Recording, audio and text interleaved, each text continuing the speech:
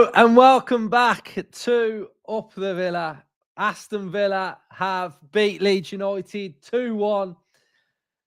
Big victory for Aston Villa. It was absolutely massive. And how nervy was that at the end? That was so nervy at the end of that. It was unbelievable. But we are live. If you are watching on catch up or you're watching now, make sure you're hitting that like button. Most importantly, subscribe to the channel if you are new. That's highly appreciated. Helps me out, helps the channel grow. This channel is nothing without you guys. And most importantly, comment your thoughts on how you feel about Aston Villa beating Leeds United. But most importantly, the most important thing is, and I haven't actually seen this yet, so I am just going to go and just quickly have a little look at something. And we are just going to share the screen now. But the most important thing is that Aston Villa are now 4th in the Premier League, which is absolutely huge, massive. I'm absolutely buzzing because 4th, 21 points, 2 points off Chelsea in second. It's big. It's big for where we are, where we want to be, what we want to achieve, where we're competing with. It's huge to win games like today against Leeds United. But it was very difficult, which obviously wasn't ideal. And first half was very frustrating. It's a game of two halves. And again, it shows you the good side of our team and how good we are, because we can have a bad half of football and we can right the wrongs of that half of football. But not only can we right the wrongs, Emery can adapt and tweak the system and change at half time and tweak Watkins' position, change the way we're doing things. And it worked brilliantly. So it's a match reaction. So we've got to chat about the whole game. We can't just chat about the second half because the first half happened. And in the live watch along that I did, we were getting a few that were saying it was a foul on Martinez. And we started all right. We started trying to go in behind. And there was 2 times that it nearly worked. And then about the 7th minute, they scored. They had a good spell of possession. A bad free kick to give away from Morgan Rogers, who made up for it. So the free kick was bad to give away at the edge of the box. And for me personally, Martinez should have gathered that ball. I don't feel like he was aggressive enough to come out and collect it. He did come off the ground a little bit, but it was sort of like the attacker was the one that was really dominant, trying to challenge for that ball, as he should. And I feel like Martinez didn't do enough to gather the ball. The offside's the offside. I mentioned it as well, that I'm a bit confused at it, because when I saw the offside, I can see on the one image, there's someone's boot over the green line. But I'm not too sure whether the graphic we see is the correct one or whether we just get to see a dashed up version that's just stick that one out and that'll do. That'll show them. But it's not. Surely that can't be the graphic that they get. So I don't know. There's that graphic flying around. But to be honest, first half we were pretty bad. I mean, Boubacar Kamara, that's probably one of the lowest passing accuracy games that he's had for Aston Villa. Just kept giving the ball away. Everybody was giving the ball away. You know, Buendia was doing them Hollywood passes that we've seen that don't go to a Villa player. Watkins had about 6 touches first half. Rogers about 14. No cohesion, no synergy, no partnership. It looked like we'd had an international break. And Leeds wanted it more first half, I thought. They had that hunger and that desire to stick it on us a little bit. And they didn't have to do much to be ahead, but we allowed them to come into the game and make the game what they wanted to make the game. So I was really disappointed. And I think it's, you gotta mention the things that are disappointing. We can't just say, oh, it was okay, like the things that worry me the most is the Watkins Rogers link up. They don't link up to me. So we've got to find a way of that working. Now, I think Watkins had one of them games where he had that curler that you're looking at, you going, wow, great. Like, came a bit deeper, curled it, great. And then there was moments where he was getting the ball, touching just not quite happening, etc. Decision making. But then Emery, second half, and this is the difference. First half, Watkins was down the middle. I want to show you this actually, because I think it is important that the eye test is telling me that this happened. Now, if you want more in-depth analysis, then we'll do the debrief. The debrief comes out tomorrow. We go so in-depth on the performances. But I do want to just briefly show you what I saw when we took Buendia off. So let me just get to the tactical pad. Right. So this is important. We can keep the chat on because it's all right. So what we saw is Digne went off, didn't he? Buendia went off. We saw Matson come on, and we saw Matson come on, and Marlon came on. Right. So what we started to do is, first off, it was very central like that with, say, imagine that's Buendia. So it was Watkins, Rogers down the middle. Second half, it was like this. So Watkins was peeling out here and Marlon was doing this. So we were completely splitting. So because at times it actually looked like a two at the back from Leeds, when we were splitting and Watkins was running into this channel. So Watkins was running into this area here. Let's just get a nice little circle on here. Watkins was running into that area. Marlon was running into this area. The ball was going into that little channel here, there. And it was just a great tactic to stretch them more. We were on the front foot more. We were looking to stretch more, be more aggressive. And I think Emery's substitutions, you can tell that what he actually does. Whenever you go, Matson comes on, we're attacking. We're going to attack. And just that added impetus. Like, I know Emery likes games to be controlled, to be comfortable, Villa, front foot. But we didn't really take it to him first half. But we could all agree that second half we went for it. We went for more dynamic going forward. And it was just better. I think it suits us a bit more sometimes, like just to stretch and have a bit more pace. And like, look at Marlon. We'll do the player ratings in a bit, but Marlon, man of the match. He was only on 45 minutes, and he's man of the match, top performance, absolutely brilliant from Donyell Marlon. And you can see, I think it was it McGinn to Cash to Marlon fizzed across, deft touch from Rogers. And I've just realised that I've got Rogers in my fantasy football team and he scored twice, hasn't he? So that's absolutely amazing as well. Guys, make sure you smash in the like button as well. Subscribe to the channel if you're new. Comment your thoughts. So it was a great little deft touch finish from Rogers, which was brilliant. And then we come into our own with Knuckleball FC. That's 2 Knuckleball free kicks in 2 games. That's got to be a first. And now that Austin McPhee has been working with all of Villa's attackers on knuckleballs.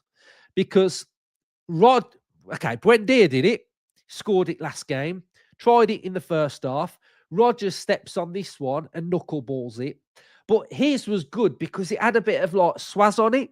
So it was like a knuckle swaz. The fact that like when he hit it, it like swazzed a bit.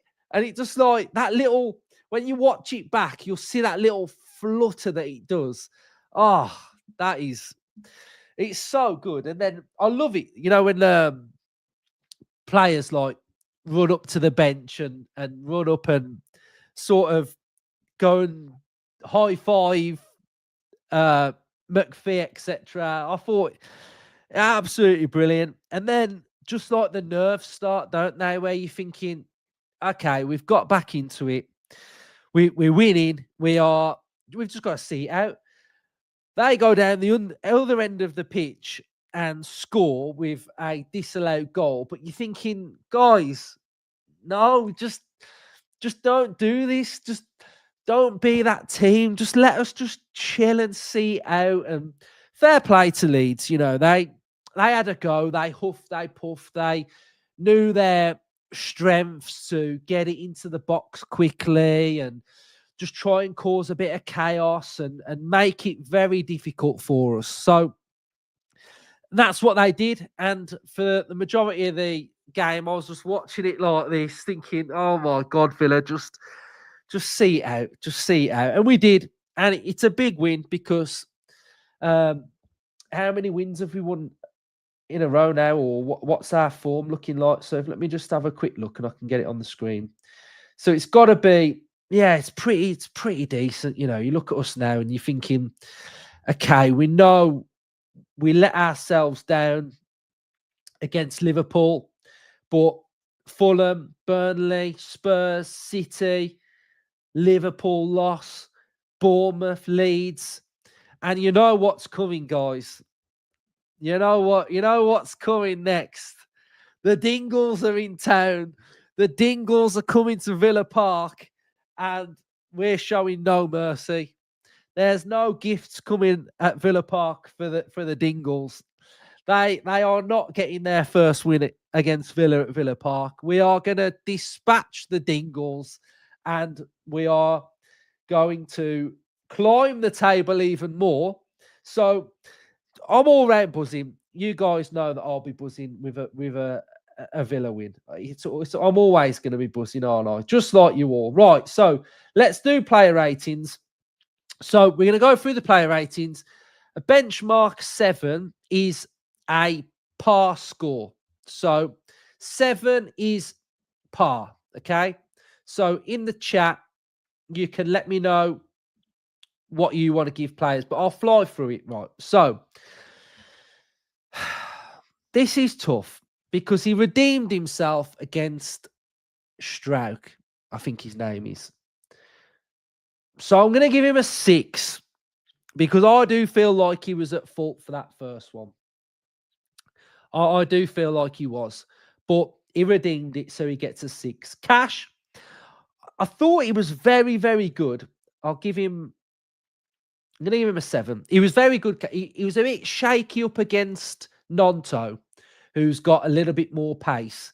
But I think a 7 for Cash is good because I thought against Okafor, he defended him better. I think Nonto was more pacey, but obviously Cash is more tired. Nonto's fresher. So that was good. Konsa, I love that one moment in the I'll give him a 7 as well. The second half when he sort of helped us out on the left-hand side, a couple of big blocks. Very good from Konsa. Pau, I'm going to give a 7 as well. I think Pau has tried to be a bit more physical this season, I think. And he's okay, Pau. I think a couple of times there was a couple of foot races that he didn't win, but he recovered well. And I think Pau did well to sort of hold the player up then. So he gets a 7 for me. And we'll go with Digne next, who I don't actually think he had the greatest of games. I'm going to give him a 6. I think he was okay. Again, I think he was loose. I just thought there was that first half. No one was at it. No one was good enough, really. So I'm going to give him a 6. And probably for the first time, I'm going to give... I thought Kamara was very average today. maybe like 5.5, 5.5, I think. I just thought on the ball, Kamara was quite poor for me. If I quickly have a look at his passing accuracy, I reckon he's going to be at about 70%, 77. Kamara, normally he's at like 92. So that shows that he was off it. He won one of his two tackles. He had 2 interceptions, 4 clearances, 4 or 5 ground duels. How does it show how many times he did lose the ball? Lost the ball 13 times, Kamara. Yeah, that's a lot for Kamara. I think I'm quite fair here, guys.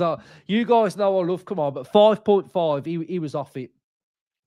Tielemans, was he slightly better? I don't think he was he? I think I might give him the same. I might be being a bit harsh on the double pivot here, but I don't think that they were anywhere near their best at all. I think they had a really sketchy game, to be honest. Buendia, I'd say same, 5.5, bit loose. Came off at half time. We'll then go with McGinn, who I thought McGinn was okay, but again, I don't think McGinn was at his best, was he? Quite physical on him. Ref wasn't giving the fouls, was he? But again, McGinn a 6. I just think they were just okay. I don't think that midfield was where it needed to be, personally, for me.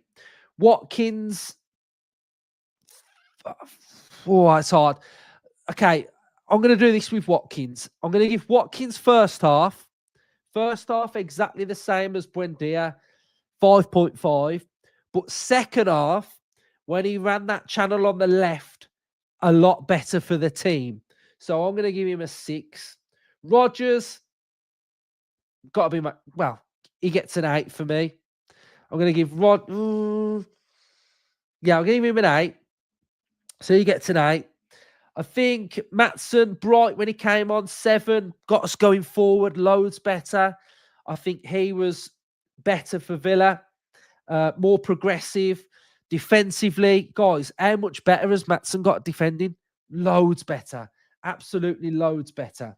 So he was good. Barkley, when he came on, 6.5, very good, very tidy. I actually think man of the match is depending between Rodgers and Marlon for me. I think we'll quickly give Sancho a 6.5. I think the thing is, guys, this is what we can look at here. This is the beauty. Bogard was solid. He gets a 6.5. It's the beauty of